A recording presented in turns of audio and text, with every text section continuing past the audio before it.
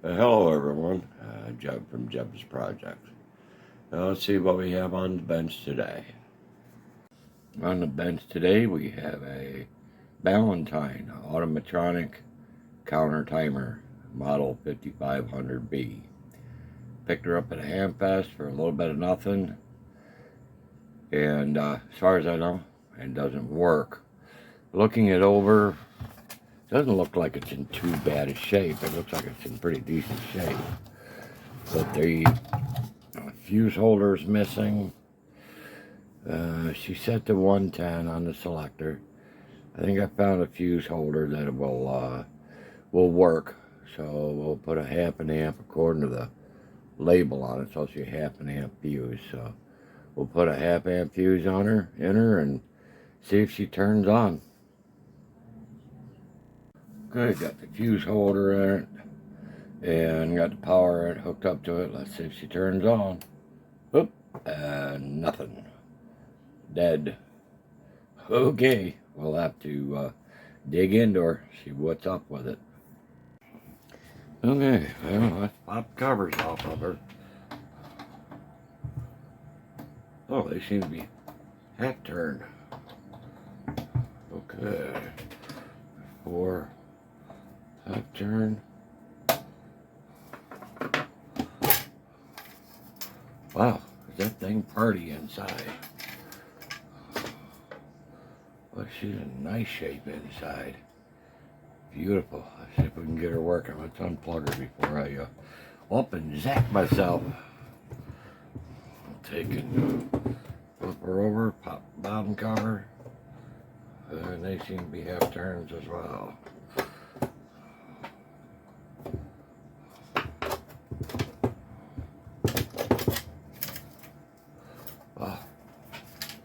Doesn't look like she's been played with. And oh, cool. On the board here, according to the schematics, they're supposed to be plus 15 volts, minus 15 volts, and 5 volts.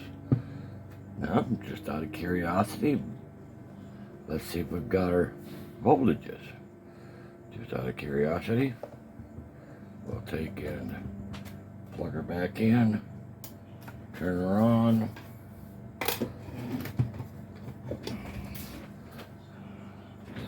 Bring the meter up. Oh, that might help. There we go. That glare is terrible. Okay. She's labeled right on the board. There's plus volt, there's minus 15, and there's plus 15.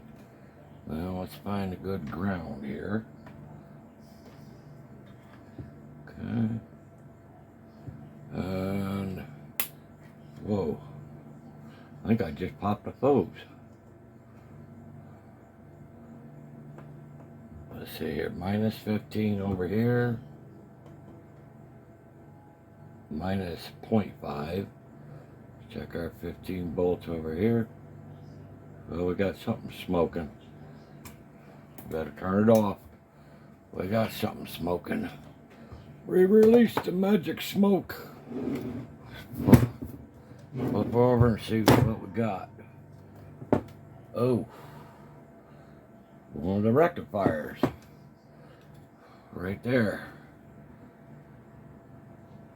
Yep. We've got a popped rectifier. Well, that's not good. Okay, what popped that rectifier? Okay, we'll go digging again here in a moment. Okay, let's take a quick gander and do some ohms check here on that rectifier. See if she's shorted out.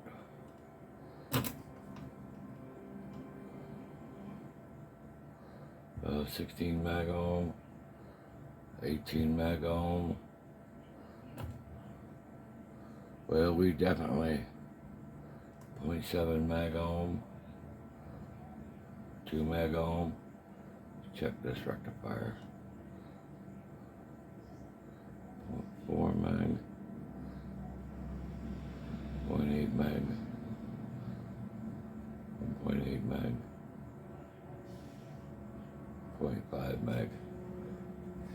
Alright, let's take a quick gander. Okay, we had minus 15 volts. There no 5 volt and no plus 15 volt. Okay, so still continuity check across some of these caps.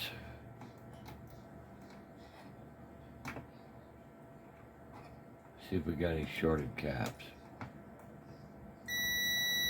Huh, we got a shorted cap there. Just out of curiosity, let's check both directions on that cap. Sure enough, we got a shorted cap. 470 microfarad, 40 volt. So I would say that's part of a problem. So far we need a rectifier, a capacitor at this point in time.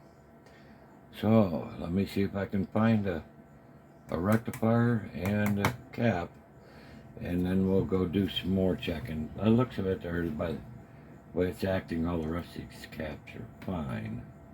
I should do a in-circuit test with these caps, which I probably will. But let me see if I can find a cap and a rectifier. Okay, I did a little more digging, and what I thought was a shorted capacitor here turned out to be a shorted cap, titanium cap back here. And then while in the process of digging, there was two of them back in there. One went in this direction, the other one goes in this way. Two of them were shorted out. So I ordered new caps for it, and we have one bad rectifier right there. I made a temporary full wave bridge right here. Let's see if we can't get it up a little bit closer so you can see what it is. Just 4 diodes to make a temporary bridge, and temporary bridge rectifier, and she fired up.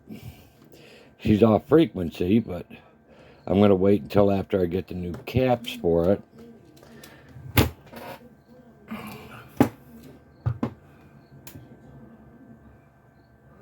But she fired right up. Right now you can see her warming up. See the numbers changing. She comes right up to, right now I've got her hooked to my GPS DO for the frequency. But you can see her counting right up there. Sorry for the video. There's 10. See, she's still climbing. But she doesn't take long to warm up. It only takes a couple, 3 minutes for it to warm up. And she'll level out about 10:00:00:51:52 right in there. Okay, be back when I get the new rectifiers, because I'm going to replace both of them and the new caps. Well, we had one bad rectifier. One of the two is bad. The other one's okay, but I'm going to replace it anyway. And then we had 2 shorted capacitors. They titanium capacitors. So I got replacement rectifiers and the replacement capacitors. Let's go ahead and put them in. They one rectifier here, the other rectifier over here, and the 2 caps up into here. So let me get them dropped in and we'll get them soldered in. Okay, we got both rectifiers installed right there, and the positives pointing towards the regulator, and we got the 2 caps in right there and right there. Got them soldered in. Now we'll let her cool down and see if she fires up. Okay, let's see if it turns on. Voila! She came on. Okay. Alright, then let's hook up to channel A here. And we'll turn the generator on and do a little frequency check. Okay, we're on frequency A display. Okay, I'm on 10-second gate time. It's in 10 megahertz off the GPS DO. And each time that light blinks is when she did a count. And right now she's setting at 0, 0, 0, 0, 0, 0. The 1 is off the end of the scale. But she looks like she's on frequency now, so we'll do some more testing with the generator. Alright. Okay, let's run through its paces. Right now it's hooked up to the GPS DO. I had it unhooked for a bit, so she's still warming up. It takes about 30 minutes to get warmed up. Let's take and disconnect the GPS DO, knowing we're about 2 hertz off at this point. We'll hook up the signal generator. Right now that's set at 0 dB at 14.2 megahertz. And okay, 14.19997. Okay, that's good. That's about what it was still warming up at. It should be flickering 7 to 8, which is fine. 6 to 8. Okay, let's try 10 megahertz. 9998. Okay, that looks pretty good. Let's try 5 megahertz. 4999998. Okay.